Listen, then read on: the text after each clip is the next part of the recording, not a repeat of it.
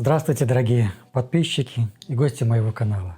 В этом интересном видео я расскажу небольшую историю о 3 убеждениях, пройдя которые одна женщина исцелила у себя 4-ю стадию рака молочной железы. Эта правдивая история лишний раз доказывает, что причина большинства проблем в здоровье, в жизни, в судьбе человека находится в его голове, точнее в его психике, а еще точнее в его мыслях. Но прежде чем я начну, пару слов скажу о себе, чтобы мы познакомились. Меня зовут Сапегу Павел Эдуардович. Я врач-невролог, остеопат, психотерапевт. Применяю и возрождаю естественные методики восстановления гинекологических, эндокринных, нервно-психологических расстройств у женщин. Привожу вас к осознанности, привожу вас к пониманию того, что, поменяв свои мысли, поменяв свой образ жизни, питание, начав применять определенные действия, вы сами сможете восстановить не только свое здоровье, но и всю свою жизнь. Более того, реализовать то, о чем вы так долго мечтаете. Я применяю методики, которые действительно работают. Знаете почему? Потому что они меняют мышление человека, мышление женщины с токсичного на более экологичное. Меняются мысли, а значит, меняется образ жизни в ресурсную сторону. Значит, она становится здоровой. Но вернемся к истории. Мама известного американского психолога Роберта Дилса, он один из создателей нейролингвистического программирования. Это одно из направлений в психологии. Так вот, его мама в 1978 году заболела раком груди. Ее лечили, но болезнь прогрессировала. В 1982 году его маму, Патрисию Дилс, выписали домой умирать на 4-й стадии рака. То есть отправили, сказали, мы все сделали, болезнь прогрессирует. Оставшись один на один с умирающей матерью, Роберт подумал, раз уж я сумел помочь стольким посторонним людям, своим клиентам, пациентам, то почему бы не попробовать помочь собственной матери? Они в буквальном смысле закрылись с ней в доме на несколько дней. И в процессе своей работы с ней, со своей мамой, он сделал одно из важнейших открытий психологии. Он обнаружил причины, по которым люди, вы, я, сами себе не позволяют изменить жизнь к лучшему. То есть не позволяют себе быть здоровыми, не позволяют себе расслабиться и начать жить спокойно, благополучно и счастливо. Он назвал это ограничивающими убеждениями или вирусами сознания. Их много, но главных всего 3. Это, можно сказать, коронавирусы сознания. «Сынок», — сказала Патрисия Дилс, — «я понимаю, что ты очень ко мне привязан и не хочешь, чтобы я умерла. Но понимаешь, никто и никогда не вылечивался на 4-й стадии рака. Тем более врачи сказали, что ничего уже нельзя сделать. Нельзя. Я скоро умру», — так сказала она. И это первое ограничивающее убеждение или первый коронавирус сознания. Безнадежность. Без надежды на выздоровление, без надежды на лучшую жизнь. Жизнь без надежды. То есть, смотрите, раз никто и никогда чего-то не смог, то и я не смогу. Вот именно такие мысли у многих. Эти мысли даже у меня были когда-то. Но есть варианты. Ни одна женщина этого не может. Никто в этой стране этого не может. Ни один наш пенсионер этого не может и так далее. Но Роберт Дилс не был бы хорошим психологом, если бы не догадался, и довольно быстро догадался, как можно справиться с безнадежностью. А знаете как? Надо найти исключение. Он принес маме вырезки из газет, выписки из медицинских журналов, записи телепередач о людях, которые излечивались от тяжелых болезней. Излечивались неожиданно и необъяснимо не только для врачей, но и вообще для всей медицинской науки. И знаете, такие случаи действительно есть. Да, их много, и они описаны.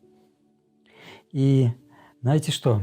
Когда вы пишете где-то в комментариях, это невозможно в нашей стране, или это невозможно со мной, или у меня ничего не получится, или мне это не поможет, это она. Безнадежность. Это ваш первый коронавирус сознания, ваше первое ограничивающее убеждение. Это ваше первое препятствие на пути к своему здоровью, к своему благополучию. Безнадежность.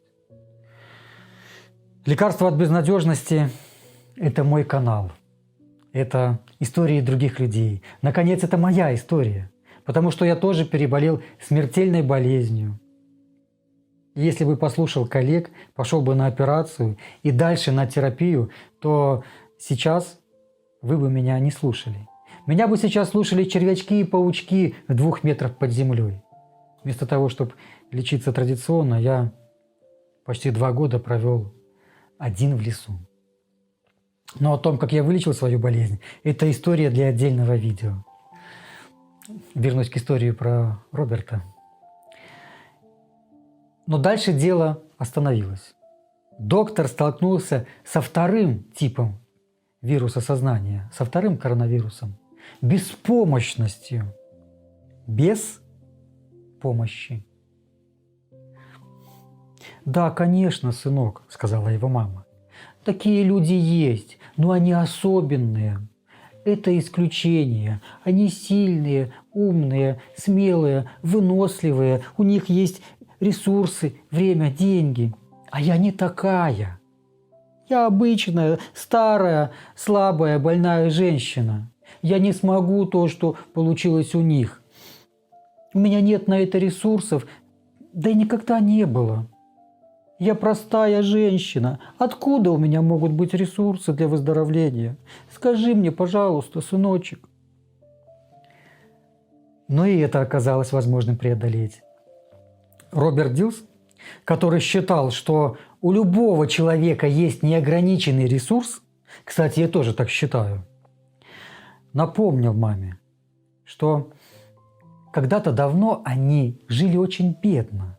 Их семья голодала, и она всегда находила выход из, казалось бы, безвыходных ситуаций. И работала, жила по принципу «глаза боятся, а руки делают».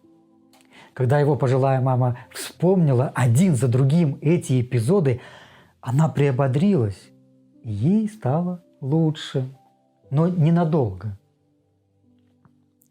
На пути к ее выздоровлению, на пути к ее благополучию возникло последнее препятствие, последний главный коронавирус. Третье и самое неочевидное ограничивающее убеждение. Самый неочевидный вирус сознания.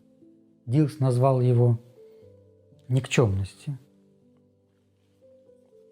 Его мама долго отказывалась говорить об этом. Но, наконец, набравшись решимости, сказала: «Сынок, ты помнишь свою бабушку, мою маму?» «Да, помню». «А помнишь, от чего она умерла?» «Да, помню. От рака груди, да?» «Да. А ее сестра, моя тетя, от чего умерла она?» «Ну, от рака желудка, кажется». Да, от рака желудка умерла. Я очень любила свою мать и тетю. Я ничем не лучше их. Если они умерли от рака, Почему же я должна поправиться? Я что, лучше их, что ли? Дилс обнаружил, что преданность семье, родителям, старшим родственникам, роду, родине, президенту, знаниям врачей, знаниям науки – хорошая, в общем-то, черта, но она может сыграть с человеком очень злую шутку. Очень злую шутку. Для его матери выздороветь в ситуации, в которой ее собственная мать умерла и тетя тоже умерла, было равносильно предательству своей мамы. Раз так жили наши предки, а мы их любим, значит, так будем жить и мы. Раз врач сказал, что это не лечится, значит, будем помирать. Раз врач сказал, что лекарственные травы не помогают, значит, будем травиться только таблетками, а потом все равно помирать. Или дальше запускать патологию. Так, что ли? Это похоже на то, не жили мы хорошо и нечего начинать. Знакомо? Преодолеть это препятствие было труднее всего. Труднее всего. Но Роберт догадался, как это сделать. И теперь вы тоже можете воспользоваться его открытием. Можете воспользоваться. Он сказал маме: подумай хорошенько, мама, а хочешь ли ты, чтобы моя сестра, твоя дочь, если она вдруг когда-нибудь заболеет раком, сказала: раз моя мама умерла от этого, то и я тоже должна умереть, ведь я так ее люблю. Что ты такое говоришь? Возмутилась Патрисия Дилс. Ну так подай ей хороший пример, мама. Если ты сейчас решишь поправиться, будешь делать все для своего выздоровления, то и она, заболев, скажет себе: моя мама сумела выздороветь, и я сумею. Понимаете, ресурс для преодоления никчемности лежит здесь и в будущем. Дети копируют своих родителей. Вы скопировали своих родителей и других родственников или других авторитетных людей. Если сейчас мы найдем новую модель поведения, модель, которая позволит вам прожить еще 25, 30, 40, 50 лет с удовольствием и пользой для себя и для других, или сядем на лавочке доживать и жаловаться на жизнь, демонстрируя следующему поколению безнадежность, беспомощность и никчемность, то наши дети, которые нас очень любят, в 50 лет скажут себе: мы ничуть не лучше наших матерей и отцов, которые в 50 лет стали стариками. Понимаете? Вы что выбираете? Лавочку или жизнь? А что до матери Роберта Дилса, то она, конечно, все равно умерла спустя много лет и совсем от другого. Вот такая интересная история. Я надеюсь, что она была для вас очень полезна. Благодарю, что посмотрели до конца это хорошее видео. Я надеюсь, что вы услышали меня. И я уверен, что вы сможете справиться с безнадежностью, с беспомощностью, с никчемностью своей интересной и долгой жизни. И я вам в этом помогу. Подписывайтесь на канал, и я желаю вам счастья.